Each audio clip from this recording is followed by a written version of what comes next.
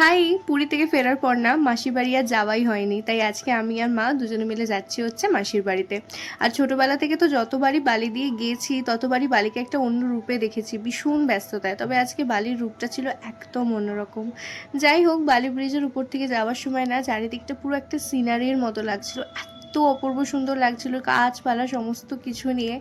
যাই হোক, প্রকৃতি দেখতে দেখতে পৌঁছে গিয়েছি মাসির বাড়িতে। আর আজকে গরমটাও প্রচণ্ড বেশি রয়েছে। গিয়েই একটা মিষ্টি খেলাম, তারপরে চলে এসেছিলাম মাসির ছাদ বাগানটা ঘুরে দেখতে। এত মাসি গাছ লাগায় যে চারিদিকটা সবুজ হয়ে থাকে। ওটা দেখে খাওয়া দাওয়া করে বসে পড়েছিলাম বোনকে সাজাতে, কারণ আজকে রয়েছে বোনের অ্যানুয়াল ডান্স প্রোগ্রাম। আমার তো মনে হয় একটা নাচ তখনই সব থেকে সুন্দরভাবে ফুটে ওঠে যখন তার সাথে একদম পারফেক্ট সাজ গোজ মেকআপ ড্রেস সমস্ত কিছু একদম পারফেক্ট হয়। পুরো রেডি হয়ে যাওয়ার পর না বোনকে ভীষণ সুন্দর লাগছিল, এত মিষ্টি লাগছিল, পুরো একটা ছোট্ট লক্ষ্মী ঠাকুর বা সরস্বতী ঠাকুর লাগছিল।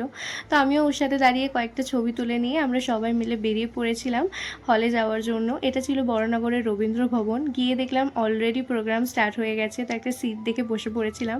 তারপরে ছোট্ট ছোট্ট খুদেরা নাচ করলো, তারপরেই ছিল বোনের ড্যান্স। বোন ভীষণ সুন্দর নাচ করে। তারপরে চলে গেছিলাম বোনের নেক্সট যে ডান্স পারফরমেন্সটা আছে সেটার জন্য চেঞ্জ করাতে।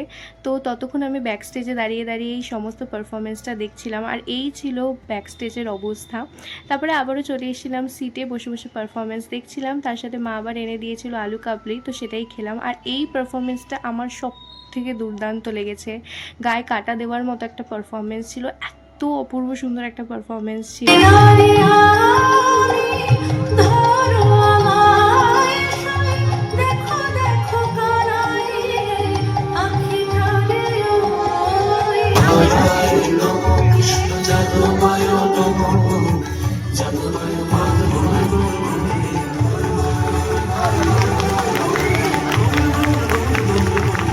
ওই পারফরমেন্সটা শেষ হওয়ার পরই বোনের একটা রেট্রো গানের ডান্স ছিল। এটা এত মিষ্টি লাগছিল ওকে রেডি করার পরে।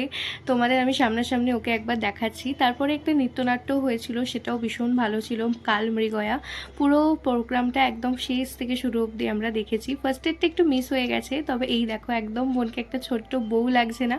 ফেরার সময় কিছু পাইনি, তাই বাসে করে বাড়ি ফিরেছিলাম। আর সারাদিনে এত ধকল গেছে না, ফ্রেশ হয়ে আগে একটু স্কিন কেয়ার করতে বসেছিলাম। আর রাতের ডিনারে ছিল বিরিয়ানি আর মিশর হাতের চিকেন।